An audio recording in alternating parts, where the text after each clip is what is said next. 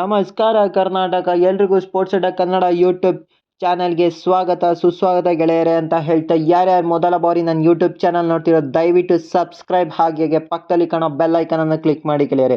ಆಗ ನಾನು ಹಾಕೋ ಎಲ್ಲ ವಿಡಿಯೋಗಳು ನಿಮಗೆ ಪಟ್ಪಡ ಅಂತ ನೋಟಿಫಿಕೇಶನ್ ಬರ್ತಾ ಹೋಗುತ್ತೆ ಅಂತ ಹೇಳ್ತಾ, ಇವತ್ತಿನ ಟಾಪ್ ಕ್ರಿಕೆಟ್ ಅಪ್ಡೇಟ್ಗಳ ಬಗ್ಗೆ ಡಿಸ್ಕಸ್ ಮಾಡ್ತಾ ಹೋಗೋಣ ಗೆಳೆಯರೆ. ಮೊದಲನೇ ಅಪ್ಡೇಟ್ ಬಂದು, ಇನ್ನೇನು ಮಾರ್ಚ್ 7ನೇ ತಾರೀಕಿಂದ ಇಂಡಿಯಾ ವರ್ಸಸ್ ಇಂಗ್ಲೆಂಡ್ ನಡುವಿನ ಕೊನೆಯ ಟೆಸ್ಟ್ ಪಂದ್ಯವು ಧರ್ಮಶಾಲಾದಲ್ಲಿ ನಡೀತಿರೋ ವಿಚಾರ ನಿಮಗೆ ಗೊತ್ತಿರೋದೇನೆ. ಇದ್ರ ರಿಲೇಟೆಡ್ ಆಗಿ ನಿನ್ನೆ ಒಂದು ಪ್ರೆಸ್ ಕಾನ್ಫರೆನ್ಸ್ ಅಲ್ಲಿ ನಮ್ಮ ಕ್ಯಾಪ್ಟನ್ ಆದಂತಹ ರೋಹಿತ್ ಶರ್ಮಾ ಅವರಿಗೆ ಒಂದು ಕ್ವಶನ್ ಕೇಳಿದ್ರು. ಏನಪ್ಪ ಆ ಕ್ವಶನ್ ಅಂತಂದ್ರೆ, is Jaiswal is learning from Ben Duckett ಅಂತ ಒಬ್ಬ ರಿಪೋರ್ಟರ್ ಕ್ವಶನ್ ಕೇಳಿದ್ರು.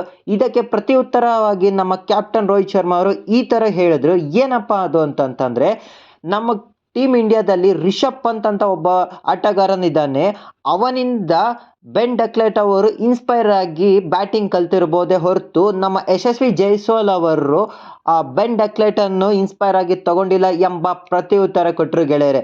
ಇದಂತ ಹಾಗೆ ನೆಕ್ಸ್ಟ್ ಅಪ್ಡೇಟ್ ಬಂದು, ನಮ್ಮ ಎಂಐನ ಕ್ಯಾಪ್ಟನ್ ಆದಂತಹ ಹಾರ್ದಿಕ್ ಪಾಂಡ್ಯ ಅವರು ಒಂದು ಸ್ಟೇಟ್ಮೆಂಟ್ ಕೊಟ್ಟಿದ್ದಾರೆ ಗೆಳೆಯರೆ. ಅದೇನಪ್ಪ ಅಂತಂದ್ರೆ, 2015ರಲ್ಲಿ ನಮ್ಮ ಮುಂಬೈ ಇಂಡಿಯನ್ಸ್ ಅವರು ಟ್ರೋಫಿನ ಎತ್ತರು. ಇದು ನಮ್ಮ ಹಾರ್ದಿಕ್ ಪಾಂಡ್ಯ ಅವರಿಗೆ ಬೆಸ್ಟ್ ಮೂಮೆಂಟ್ಸ್ ಅಂತೆ, ಹಾಗೆ ಅವರ ಹಾರ್ಟ್ ಅಲ್ಲಿ ಒಂದು ಸ್ಪೆಷಲ್ ಪ್ಲೇಸ್ ಆಗಿ ಇದು ಶಾಶ್ವತವಾಗಿ ಉಳಿಯುತ್ತೆ ಎಂಬ ಒಂದು ಸ್ಟೇಟ್ಮೆಂಟ್ ಕೊಟ್ಟಿದ್ದಾರೆ ಗೆಳೆಯರೆ.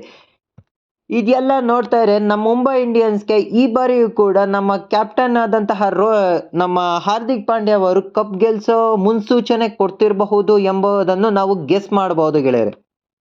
ಹಾಗೆ ನೆಕ್ಸ್ಟ್ ಅಪ್ಡೇಟ್ ಬಂದು, ನಮ್ಮ ಕರ್ನಾಟಕದ KL ರಾಹುಲ್ ಅವರು ಒಂದು IPL ರಿಲೇಟೆಡ್ ಒಂದು ಸ್ಟೇಟ್ಮೆಂಟ್ ಕೊಟ್ಟಿದ್ದಾರೆ ಗೆಳೆಯರೆ. ತಮ್ಮ ಫ್ಯಾನ್ಸ್ಗೆ ಒಂಥರ ಗುಡ್ ನ್ಯೂಸೇ ಇರ್ಬೋದು. ಏನಪ್ಪ ಅದು ಅಂತಂದ್ರೆ, ರೀಸೆಂಟ್ ಆಗಿ ಅಟಲ್ ಬಿಹಾರಿ ವಾಜಪೇಯಿ ಅವರ ಸ್ಟೇಡಿಯಂ ಅನ್ನು ಎಕ್ಕಣ್ಣ ಸ್ಟೇಡಿಯಂ ಆಗಿ ರಿಪ್ಲೇಸ್ ಮಾಡಿದ್ರು.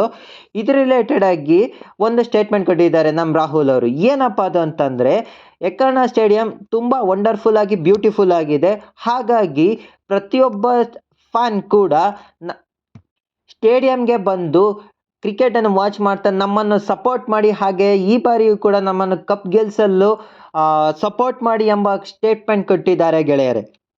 ಹಾಗೆ ನೆಕ್ಸ್ಟ್ ಅಪ್ಡೇಟ್ ಬಂದು, ಮತ್ತೊಂದು IPL ರಿಲೇಟೆಡ್ ಆಗಿ ನಮ್ಮ ಮಾಜಿ ಕ್ರಿಕೆಟರ್ ಆದಂತಹ ಆಕಾಶ್ ಚೋಪ್ರಾ ಅವರು ಒಂದು ಸ್ಟೇಟ್ಮೆಂಟ್ ಕೊಟ್ಟಿದ್ದಾರೆ. ಆದ್ರೆ ಯಾರ ಬಗ್ಗೆ ಅಂತಂದ್ರೆ, ನಮ್ಮ ರಾಜಸ್ಥಾನ್ ರಾಯಲ್ಸ್ ಕ್ರಿಕೆಟ್ ಬಗ್ಗೆ, ರಾಜಸ್ಥಾನ್ ರಾಯಲ್ಸ್ ಟೀಮ್ ಮೇಲೆ ಒಂದು ಸ್ಟೇಟ್ಮೆಂಟ್ ಕೊಟ್ಟಿದ್ದಾರೆ. ಏನಪ್ಪ ಅದು ಅಂತಂದ್ರೆ, ರಾಜಸ್ಥಾನ್ ರಾಯಲ್ಸ್ ಟೀಮ್ ಒಂಥರ ಬ್ಯಾಲೆನ್ಸ್ಡ್ ಆಗಿದೆ ಹಾಗೂ ಫಿಟ್ ಆಗಿದೆ.